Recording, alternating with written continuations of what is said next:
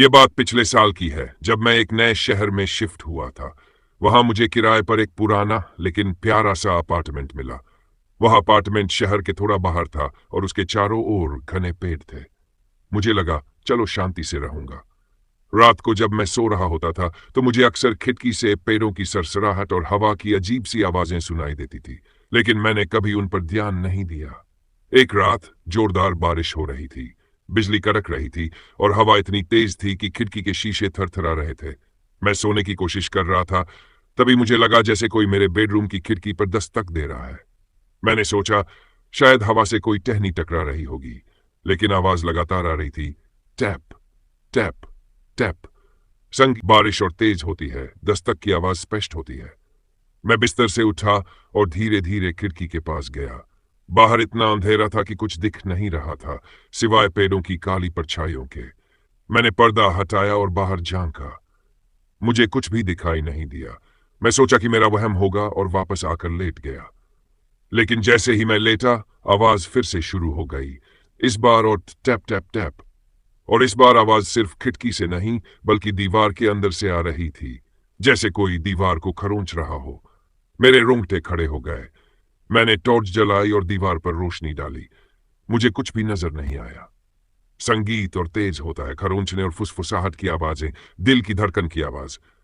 मैं थोड़ी देर ऐसे ही लेटा रहा, लेकिन आवाज लगातार मुझे परेशान कर रही थी। मुझे लगा जैसे कोई मेरे कमरे में ही छिपा है।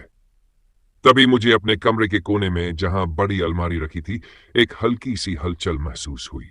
ऐसा लगा जैसे किसी की परछाई वहां से गुजरी हो। मैंने हिम्मत करके टॉर्च उस कोने की तरफ की। रोशनी पड़ते ही मैंने देखा कि अलमारी के नीचे जमीन पर मिट्टी के कुछ निशान थे। मैंने कभी इस अपार्टमेंट में मिट्टी नहीं देखी थी। मैं जमीन पर झुका और उन निशानों को छूने की कोशिश की।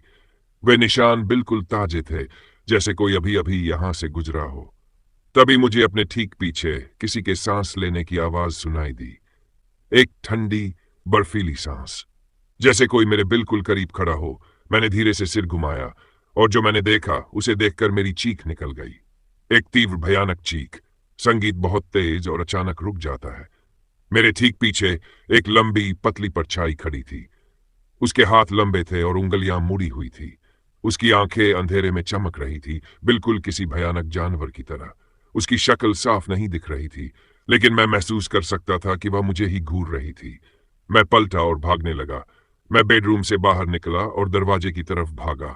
मुझे बस उस अपार्टमेंट से बाहर निकलना था। मैं दरवाजे तक पहुंचा और उसे खोलने की कोशिश की, लेकिन दरवाजा जाम हो गया था। वह हिल भी नहीं रहा था। मैंने उसे खोलने के लिए पूरी ताकत लगाई, लेकिन कोई फायदा नहीं हुआ। तभी मुझे उस परछाई की आवाज सुनाई दी। वह धीमे धीमे हंस रही थी। वह हंसी इतनी भयानक थी कि मेरे कानों में गूंज उठी। और फिर मुझे महसूस हुआ कि कोई मेरे कंधे पर हाथ रख रहा है। वह हाथ ठंडा और हड्डियों से भरा हुआ था। मैं जोर से चीखा और बेहोश हो गया। संगीत अंत में सन्नाटा। जब मेरी आंख खुली तो सुबह हो चुकी थी। सूरज की किरणें कमरे में आ रही थी और बारिश रुक चुकी थी। मुझे लगा कि यह सब एक बुरा सपना था, लेकिन जब मैंने अपने कंधे पर हाथ रखा तो मुझे वहां 5 ठंडे जमे हुए उंगलियों के निशान महसूस हुए। मैंने उसी दिन वह अपार्टमेंट छोड़ दिया और फिर कभी पीछे मुड़कर नहीं देखा। आज भी जब मैं अकेला होता हूं, मुझे वह ठंडी सांस और वह भयानक हंसी याद आती है। और मुझे लगता है कि वह अजनबी परछाई आज भी उस अपार्टमेंट में किसी का इंतजार कर रही होगी। इंतजार कर रही होगी कि कोई नया किराएदार उस दरवाजे को खोले और उसकी भयानक परछाई का सामना करे।